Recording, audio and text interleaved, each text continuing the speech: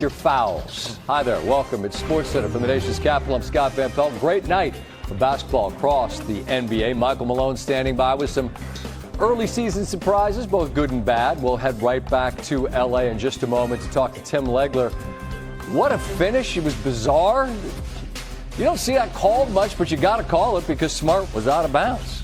It's a 2-point lead until Luka stepped back all three of these, and that puts the Lakers ahead by one. On the other end, good ball movement.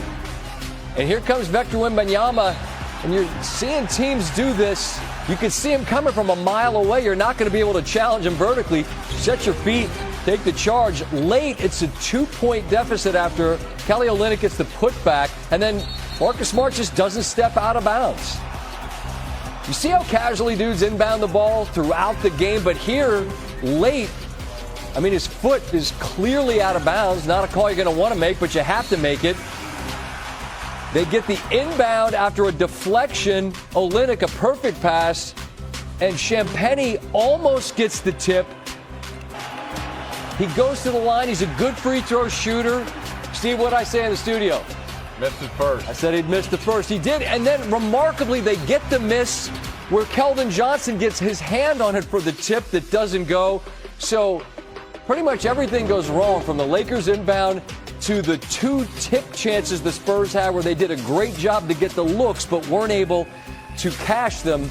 And as a result, the Lakers are 7-2, second in the West behind the defending champion Thunder. And that's all without LeBron for the moment. No team has ever played this well without him to start a season. And we go out to Los Angeles and Tim Legler. And Legs, the end was nuts, man, as I just described in the highlight. Like, you don't want to call it, but you have to. And then the Spurs get not one but two looks on the tip. That never happens. I'd say they did as good a job as you could to get the look without cashing it in. I mean, you never see that across the board, do you?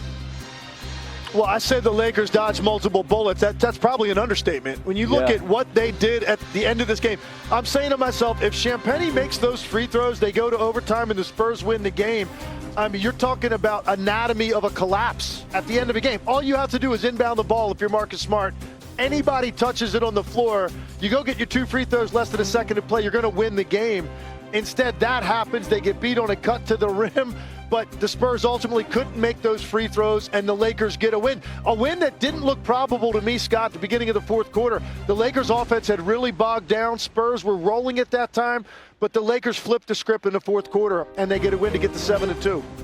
And Luka goes for 35, and we all saw the pictures in the summer where, all right, cool, he's going to get dedicated to fitness. And you see it on the floor. I'm interested in the seat that you have and what looks different about the game he's playing as a result of carrying less weight with him. Two things stood out to me tonight. One, he's absolutely quicker laterally. And I'm talking about offensively as well as defensively. You know, that first move, and he loves to cross over to get into his step back. He was getting more separation on that tonight than he was at times last year when he did look a little bit more sluggish. And then I thought the other area was there were plays defensively that he made where he shot gaps on passing lanes, where he rotated over to help one of his teammates on penetration.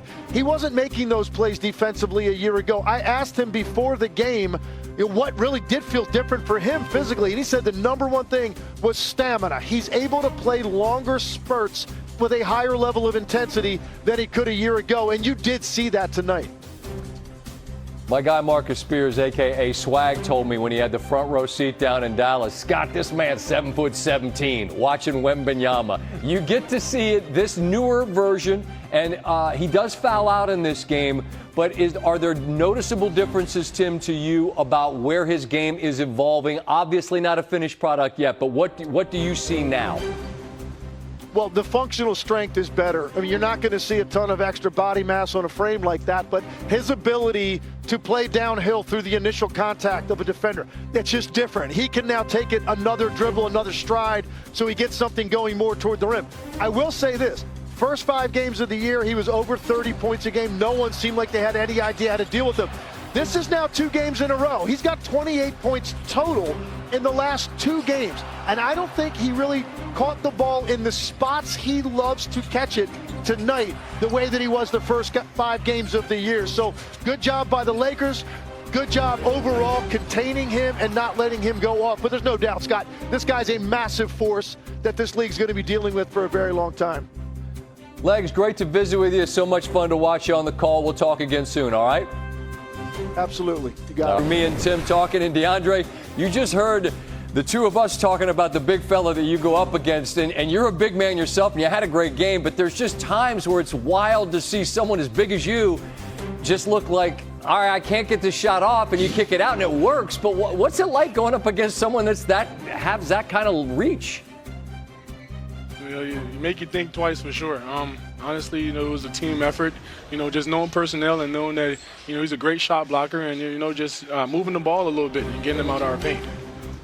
It's early in the season, and you guys don't have all hands on deck. But with so many new pieces, DeAndre, to start the way you are as you're learning one another, how positive is the energy around your group, given the way you all have played? It's surely welcoming. There's a lot of terminology and a lot of accountability as well. We're just keeping the vocal point of keeping togetherness as our number one thing and our number one source to get some of these games done. It's early, but is it too early to say, DeAndre, that you found a home that can be a home, where you could just plant yourself, grow roots, and say, this is where DeAndre Ayton's going to make a run in this league. I'm going to hang out in L.A. and play with this squad. Yeah, I feel great, honestly, but it's up to the fans. I'm going to just keep trying my best to contribute in every game possible. Right on. All right, let me close with this. Just a thought on Luka. We watch, and I was just asking Legs about the fitness and the shape, and he's one of the very best players on the planet. What has the early returns been like for you to play with him? It's been great. It's been fun. Just seeing how much gravity he brings towards the defense, and just knowing that you have to be ready, pass like a wizard. So you got eyes in the back of his head. So you can't be too surprising. I'm getting used to that as well. But it's truly fun to play with him. Yes, sir, baby. Truly fun. Truly fun to play with him, and just hear him and his terminology and communicate with me out there. Yeah, keep your eyes on him, because that ball's coming your way, and he's going to find you, and you know what to do with it when he does. DeAndre, thanks for taking a minute to throw the headset on. Good luck, good health this year, all right? Thank you so much. Yes, sir. Done. It was almost a disaster of an ending. I hope you guys can explain to me what just happened right there. Out of 82 games, you're going to have several ugly games, that don't always look pretty. Some mental mistakes. But overall, you still got to play 4 quarters. And the Lakers found a way.